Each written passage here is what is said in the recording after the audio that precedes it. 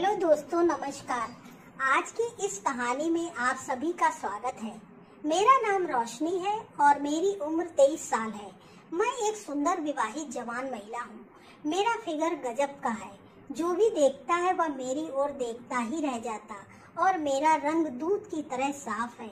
मेरा जिस्म बिल्कुल कारीगरी की तराशी हुई संगमरमर की मूर्ति की तरह है। मेरी शादी हुए 3 साल हो गए हैं और मेरी एक बेटी है और अब वह 9 माह की है। जब वह 3 माह की थी तब मेरे पति का तबादला विदेश में हो गया था।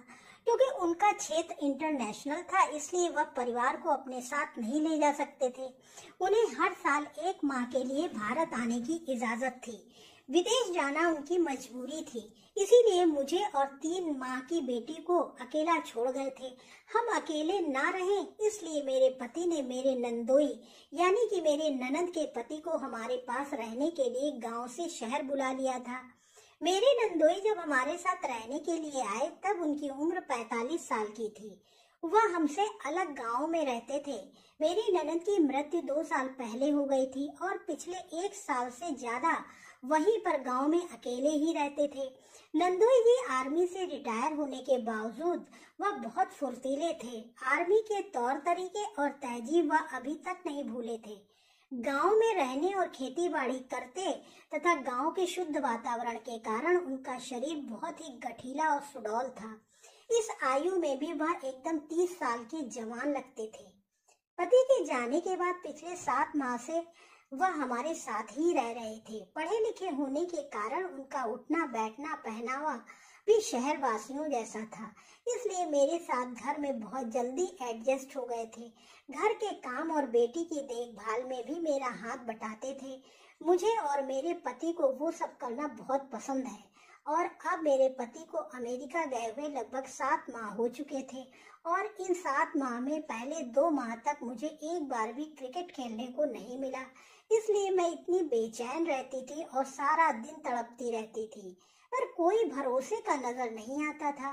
लेकिन 5 माह बाद मुझे अचानक ही एक ऐसा अवसर मिला जिससे मुझे मेरी जिंदगी में बहुत बड़ी खुशी मिली और वह मेरी अभी तक जारी है। यह उस दिन की बात है जब मैं घर की सफाई का काम करती हुई नंदोई जी के कमरे में गई तो मैंने पाया कि वे कमरे में नहीं थे। मुझे समझ में नहीं आया कि वे गए कहाँ होंगे, इसलिए मैं इधर उधर देखने लगी और तभी मुझे उनके बाथरूम की लाइट जलती हुई नजर आई। मैं जिज्ञासावश उठी और देखने चली गई। वहाँ मैंने देखा कि बाथरूम का दरवाजा थोड़ा खुला हुआ है और अंदर से कुछ अजीब सी आवाजें आ रही हैं। मैं सुनकर घबरा गई और सोचा कि शायद नंदोई जी की तबीयत ठीक नहीं है या वह किसी तकलीफ में है। मैं घबराहट से जल्दी से बाथरूम का दरवाजा खोलकर अंदर झांकने लगी। अंदर का नजारा देखकर मेरे तो होश ही उड़ गए। नंदोई जी अपने औजार की बड़ी तसल्ली से मालिश कर रहे थे।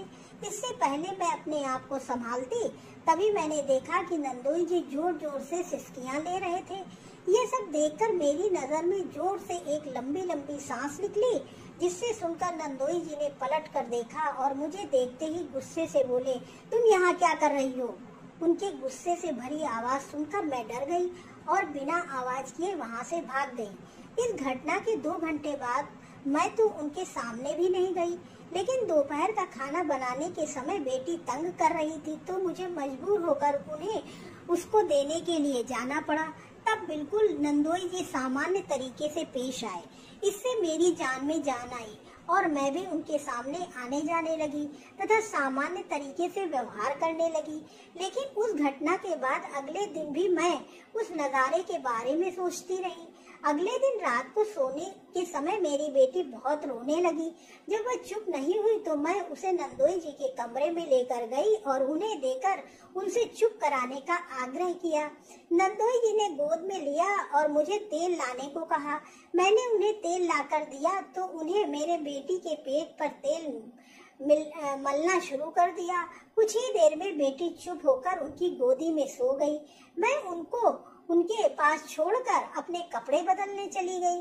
तभी मेरे दिमाग में एक योजना आई कि अगर मैं नंदोई जी को अपनी झलक दिखला दूं तो शायद कुछ बात बन जाए।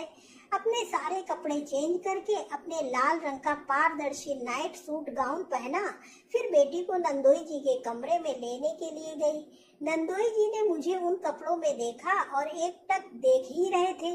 उनकी आंखों की चमक बता रही थी कि वह मेरे बिछाए हुए जाल में फंस जाएंगे। मुझे सिर्फ कुछ इंतजार करना पड़ेगा। जब मैं नंदोई जी से बेटी लेने के लिए हाथ बढ़ाया तो वह मुझे देखते ही एकदम स्थिर हो गए। मैंने कहा, नंदोई जी, ये सो गई है, लाइए मैं इसको बिस्तर पर सुला दूं। तब उन्होंने कहा, यह अभी अभी सोई है, कच्ची नींद में है, इसलिए इसे अभी यहीं रहने दो। मैं अपने कमरे में चली गई। मुझे नींद नहीं आ रही थी, इसलिए मैं बहुत देर तक ऐसे ही करवटें बदलती रही। तभी मुझे याद आया कि मैंने बेटी को दूध नहीं पिलाया। मैं उठी और नंदोई जी के कमरे में गई तो पाया कि वह भी सो गए हैं। तब मेरे मन में आया कि मैं भी इसी कमरे में सो जाती हूँ, क्योंकि बेटी भी इसी कमरे में सोई है और मैं भी उनके साथ वाले बेड पर लेट गई। बेटी को अपने पास खींचा और इतने में नंदोई जी ने नींद में ही करवट बदली और सीधे होकर सोने लगे। मेरी बेटी का पेट भर चुका था, लेकिन मुझे नींद नहीं आ रही थी। मैंने बच्चे को अपने से सुला लिया और वहीं बैठकर नंदोई जी को निहारती रही। मैंने महसूस किया कि मैं क्रिकेट खेलकर जिंदगी का मजा चाहती हूँ। मैंने अपना अकेलापन दूर करना चाहती हूँ, अपनी भूख मिटाना चाहती हूँ। इसके लिए अब मुझे मेरे पति की गैर हाजिरी में भरोसे का और पूर्ण संतुष्ट करने वाला पुरुष मिल चुका है। अब मैं और ज्यादा इंतजार नहीं कर सकती और इसलिए मैंने अपनी सारी शर्म और हया छोड़कर मैं नंदोई जी के पास जाकर बैठ गई। तो थोड़ी देर बाद नंदोई जी हिलने लगे। मुझे लगा कि उनका हाथ मेरे सर पर आ गया है और नंदोई जी जाग गए हैं। उनकी इस हरकत से मैं थोड़ा घबराई। मेरी हालत पतली हो गई थी, मेरी सांस उखड़ रही थी। फिर मैंने हिम्मत नहीं छोड़ी। करीब 1 घंटे बाद नंदोई जी का हाथ मेरे सर से हटा और नीचे आ गया। उनकी इस हरकत से मैं बहुत ज्यादा प्रसन्न हुई। मुझे भी मजा आना शुरू ही हुआ था कि नंदोई जी उठकर बैठ गए और उनकी नींद खुल गई थी। उन्होंने मुझे झटके से साथ अलग कर दिया। फिर उन्होंने उठकर लाइट जलाई और वह कच्ची होकर मुझे देखने लगे। मैंने जवाब दिया, नंदोई जी, मैं तो वही कर रही थी जो आप चाहते थे। नंदोई जी बोले, मैंने ऐसा करने को कब कहा?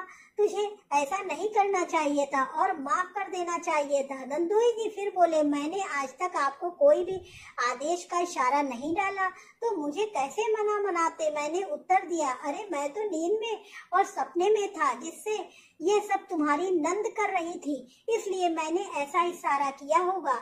मैंने कहा, नंदोई जी, तो क्या हो गया? अगर मैंने इशारे को आपका देह समझकर आपकी सेवा भी करती तो आपका सपना और मेरा कर्तव्य पूरा हो जाता। अरे तू बात क्यों नहीं समझ रही है? मैं नादान बनती हुई बोली। इससे पहले कि कुछ बात कहे या बात ज्यादा बिगड़े, मैं उठकर खड़ी हो गई। उन्हें आगे कुछ बोलने का मौका दिए बिना मैं उनके पैरों को पकड़कर नीचे बैठ गई। तो दोस्तों, ये कहानी कैसी लगी? आशा करती हूँ अच्छी लगी होगी। अच्छी लगी हो तो लाइक करें, सब्सक्राइब करें, शेयर करें, कमेंट करके जरूर बताएं स्टोरी के विषय में आपकी क्या राय है। बेल आइकॉन को जरूर दबाएं ताकि अगले वीडियो का नोटिफिकेशन आप तक पहुंचे।